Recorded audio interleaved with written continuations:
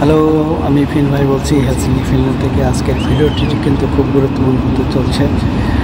হ্যাঁ, এটা একটা শিক্ষা প্রতিষ্ঠান, এটাতে কাজী অফিস হয়ে গেছে, এটা তো জানতাম না। এটা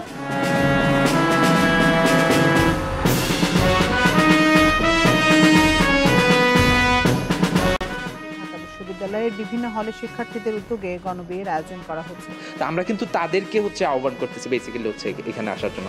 এই বিয়েটাকে পারিবারিকভাবে যেন হয় সেটাকে আমরা উৎসাহিত করছি।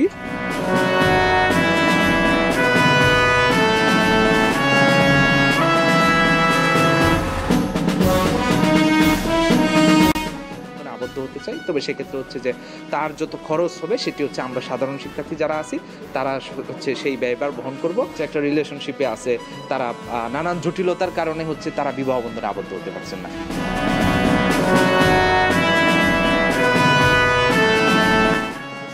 লাইটিং করা হয়েছে যে বিয়ে বাড়ি একটা আমেজ চলে আসে। এখন যেহেতু বিয়ে বাড়ি আমেজ চলে আসে, তখন আমাদের জুনিয়র আমরা অনেকে চিন্তা করলাম দেখি গণবিয়া বা এরকম কোনো কিছু রাখা যায় কিনা। যখন এটা আমাদের ফ্ল্যাশ হলো এবং এই কনসেপ্টটা কিন্তু চলে গেলো আরেক হলে, তখন গণহারে চলে গেলো আরেক হলে, তারা এই কনসেপ্টটা আমাদের নিয়ে নিল।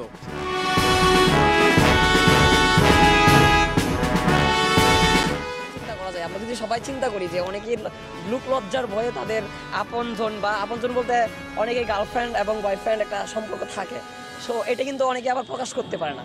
তো এখন এটাকে কেন্দ্র করে যদি তারা তাদের মত প্রকাশ করতে পারে, তারা আজীবনের জন্য যদি সুখী হইতে পারে, সেটাকে আমি সাধুবাদ জানাই।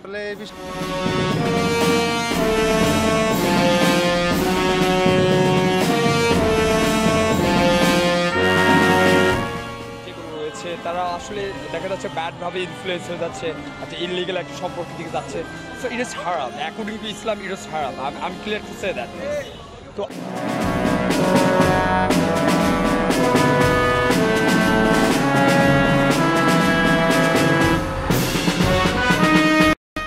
আমি বিয়ে করলে একাই করবো।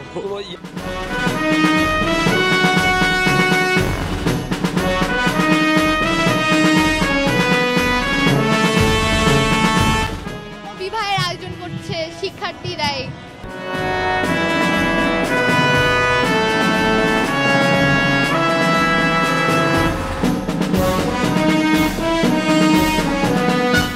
ম্যাচিউর হয়ে থাকে আর যদি ভালোবাসা থাকে অবশ্যই বিয়ে করা উচিত।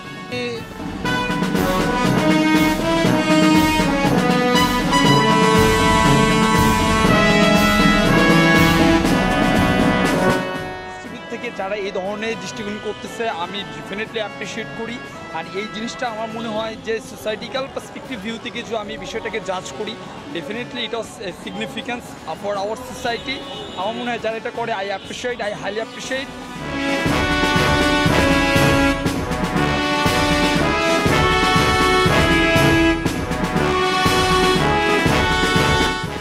একটা উদ্যোগ নেয়, তখন দেখা গেছে যে বাকি হলগুলো আস্তে আস্তে প্রত্যেকটা হলে কিন্তু এই ইফেক্টটা চলে যায়। তো আমাদের ঢাকা বিশ্ববিদ্যালয়ে যে হলগুলোতে প্রথমে এই উদ্যোগটা নিছে, তার মধ্যে কয়েকটা হল আমার জানা মতে শহীদুল হল আছে, জুল হল আছে, অন্যান্য হলও আস্তে আস্তে যে নামতেছে। এই যে গণবিবাহর যে ইস্যুটা, এটা আমি মনে করি যে আমাদের একটা উৎসবের মতো। হ্যাঁ,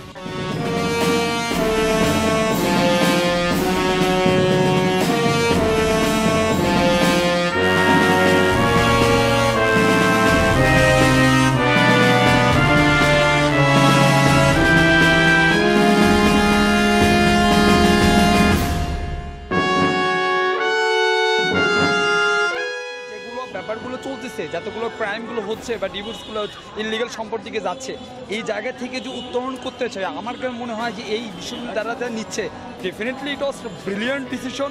আমি হাইলি অ্যাপ্রিসিয়েট দ্যাট।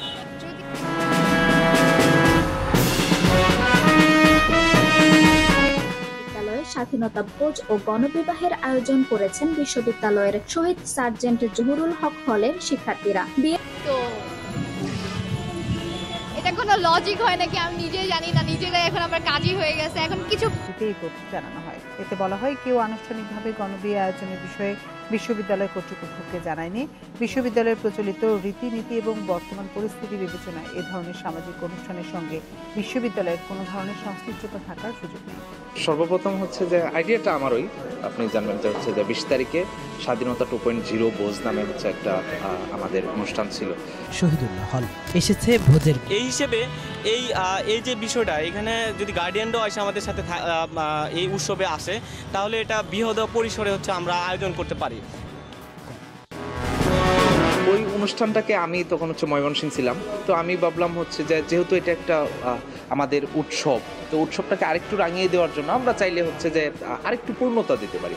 তো ক্যাম্পাসে তো অনেক প্রেমিক যুগল রয়েছে, তো যদিও হচ্ছে যে এই সম্পর্কে তো আসলে হচ্ছে ধর্মীয় দৃষ্টিকোণ।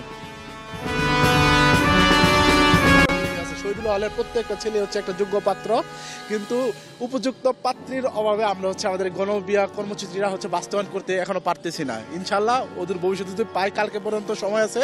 অনুমতি ছাড়া বিয়েটা করা তো আসলে একটু মানে আমার মতামতে আমার মনে হয় এটা করাটা মানে অন্য কারোর জন্য ভালো হতে পারে, আমার মতামতে এটা ঠিক না।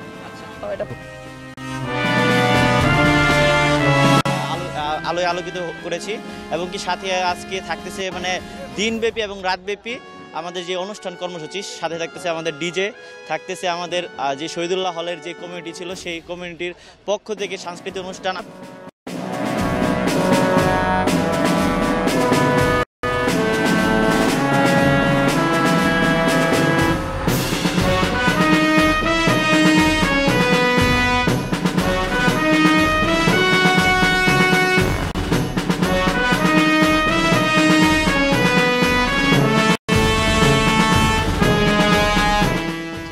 মানতেছে না অথবা হচ্ছে ফ্যামিলি মানবে না, বা হচ্ছে যে ছেলে পড়াশোনা করা অবস্থায় বিবাহ করতেছে, মানুষজন কিভাবে দেখবে। সো এই সব কিছু মিলিয়ে তো আমি চিন্তা করলাম হচ্ছে যে কেউ যদি বিয়ে করতে চায় এবং তার যদি কোনো ধরনের সাপোর্ট প্রয়োজন হয় সেক্ষেত্রে হচ্ছে আমরা করতে পারি। তো আমাদের কালকের যে অনুষ্ঠান সেটাতে থাকতেছে হচ্ছে আমাদের কাওয়ালি এবং কি থাকতেছে আমাদের যে হাম্বা। সেটা নিয়ে যে দৃষ্টিতে দেখতেছি সেটা হচ্ছে আমাদের তো রিসেন্টলি বিয়ে করার এখনো কোনো প্ল্যান নাই, কারণ আমরা তো এখনো সাকসেস হই নাই সেইভাবে। সো বিয়ে করার এখন কোনো প্ল্যান নাই, সাকসেস হওয়ার পরে প্ল্যান আছে।